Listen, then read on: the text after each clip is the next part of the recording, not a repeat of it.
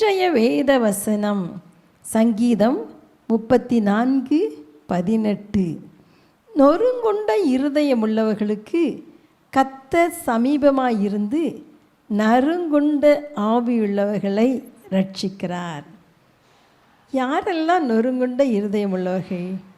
வாழ்க்கையில் பிரச்சனை உள்ளவர்களாய் இருதயம் நொறுக்கப்பட்டவர்கள். எனக்கு யாரும் இல்லையே, என் பிரச்சனையை யார்கிட்டையும் சொல்லவும் முடியாது, என்னை தேற்ற யாரும் இல்லை என்று கலங்கி கண்ணீர் வடித்து உடைந்த உள்ளத்தோடு இருக்கிறவர்கள். மற்றவர்களுடைய வார்த்தைகளால் காயப்பட்டு நொறுக்கப்பட்டவர்களாய் இருக்கிறவர்கள். தங்களுக்கு அருமையானவர்களை இழந்து நொறுக்கப்பட்ட நிலைமையில் இருக்கிறவர்கள். ஒருவேளை இப்படிப்பட்டவர்கள் தான் நொறுக்கப்பட்டவர்கள். ஆண்டவர் இப்படிப்பட்ட மக்களுக்கு சமீபமாய் இருக்கிறாராம். பாருங்கள், யோசேப்பு எடுத்துக்கொண்டோமானால் வாலிப வயதிலே அவன் அதிகமாய் நொறுக்கப்பட்டான் என்று பார்க்கிறோம். அவனுடைய சகோதரர்கள் எல்லாரும் அவனை பகைத்து குழியில் தள்ளினாங்க. வேறு நாட்டு வியாபாரிகளிடம் அவனை விற்று போட்டாங்க. அது மட்டும் இல்லை, போன இடத்துலையும் அடிமை வாழ்க்கை வாழ வேண்டியதாக இருந்தது. எவ்வளோ உண்மையுள்ளவனாய் இருந்து கர்த்தர் அவனை உயர்த்தினார். ஆனாலும் அந்த எஜமாட்டியின் மனைவியின் ஆசைக்கு இணங்காதபடியால் மறுபடியும் குற்றஞ்சாட்டப்பட்டு சிறைச்சாலையிலே போடப்பட்டான். எத்தனை உடைவுகள் அருமையானவர்களே! ஆனாலும் இந்த உடைந்த உலகத்தை சரிப்படுத்த உடைக்கப்பட்ட பாத்திரங்களைத்தான் தேவன் பயன்படுத்த முடியும்.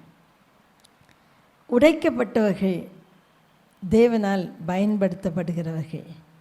ஒருவேளை உடைக்கப்பட்டவர்கள் ஆண்டவரை சார்ந்து கொள்ள வேண்டும் என்று சொல்லி அவர் விரும்புகிறார். எலியா உடைக்கப்பட்டார். போது ஆண்டவரை என் ஆத்துமாவை எடுத்துக்கொள்ளும் என்று சொல்லுகிற அளவுக்கு அவர் சோர்ந்து போனார். ஆனால் கர்த்தர் அவரை எடுத்துக்கொள்ளவில்லை.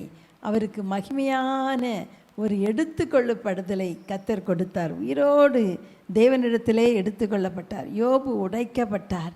பல விதத்தில் அங்கலாய்த்தார், கதறினார். ஆனால் அதன் பின் இரட்டிப்பான ஆசீர்வாதங்களை கொடுத்தார். இன்றைக்கும் யோபு நமக்கு ஆசீர்வாதமாக இருக்கிறார். நகோமி தன் கணவனையும் 2 பிள்ளைகளையும் இழந்து நொறுங்கி போனாள். ஆனால் கர்த்தர் மறுபடியும் அவளை உயிர்ப்பித்தார். நொறுங்குண்ட இருதயத்தோடு ஒருவேளை நீங்கள் இருக்கிறீங்களா? இந்த வேளையில் இயேசுவை நோக்கி பாருங்கள். அவர் நொறுங்குண்ட இருதயம் உள்ளவர்களுக்கு சமீபமாய் இருந்து நறுங்குண்ட ஆவியுள்ளவர்களை ரட்சிக்கிறாராம். உங்கள் பக்கத்தில் வந்து உங்கள் கண்ணீரை துடைப்பார். உங்கள் துக்கத்தை சந்தோஷமாய் மாற்றுவார். ஆண்டவரை கொஞ்சம் நோக்கி பாருங்கள். ஒருவேளை நீங்கள் செய்த பாவத்தினால் நொறுக்கப்பட்டு இருக்கிறீங்களா? தாவீது பாவம் செய்யும்போது கதறி அழுதார். சங்கீதம் 51 எழுதினார். என்ன எழுதினார் தெரியுமா?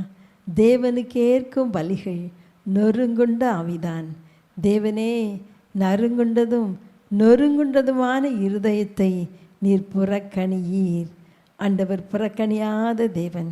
உங்கள் பாவத்தோடு அவர்கிட்ட வாங்க. உங்கள் காரியங்களெல்லாம் அவர்கிட்ட சொல்லுங்கள். அவர் மன்னிக்கிறதற்கு தயை பெருத்திருக்கிற தேவன். பாவங்களை மன்னிப்பார். குற்ற மனசாட்சி நீங்கள் சுத்திகரிப்பார். புதிய வாழ்க்கையை தருவார். உங்கள் வாழ்க்கையின் பிரச்சனைகள் எல்லாவற்றையும் மாற்றுவார்.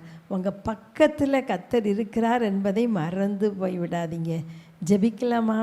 அன்பின் தகப்பனே, வாழ்க்கையிலே பலவிதமான நிலைகளிலே உடைக்கப்பட்டு கண்ணீரோடு வேதனையோடு இருக்கிற பிள்ளைகளுக்காக ஜெபிக்கிறேன் ஐயா. கர்த்தாவே, அவர்களுடைய கண்ணீரை கர்த்தர் துடைப்பீராக. ஏசப்பா, நீர் அவர்களுக்கு போதுமானவராய் இருப்பீராக. தனிமையை மாற்றுவீராக. சோர்விலிருந்து தூக்கி எடுப்பீராக. பாவத்தினால் உடைக்கப்பட்டிருப்பார்களானால் இன்றைக்கு பாவங்களை மன்னித்து ஒரு புதிய வாழ்க்கையை தருவீராக. உடைக்கப்பட்ட பிள்ளைகள் ஒவ்வொருவரையும் அநேகருக்கு ஆசீர்வாதமாய் கர்த்தர் பயன்படுத்துவீராக என்று சொல்லி ஜெபிக்கிற ஆண்டவரே, அப்பா, இவர்களுக்கு ஆறுதல் செய்து இவர்கள் மூலமாய் இன்னும் அநேகர் ஆறுதல் அடையும்படியாய் கர்த்தர் அவர்களை பயன்படுத்துங்கன்னு சொல்லி ஜெபிக்கிறோம். நீங்கள் அப்படி செய்வதற்காய் நன்றி ஆண்டவரே. இயேசுவின் நாமத்தில் ஜெபிக்கிறேன் பிதாவே. ஆமென்.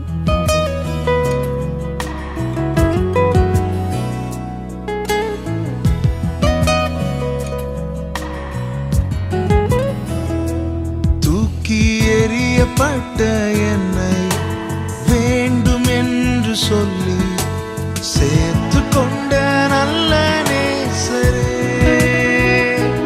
தூக்கி எறியப்பட்ட என்னை வேண்டும் என்று சொல்லி சேர்த்து கொண்ட நல்ல நேசரே, உம் அழகான கண்கள் என்னை கண்டதாலே முடிந்ததென்று நினைத்த நான் உயிர் வாழ்கின்றேன்.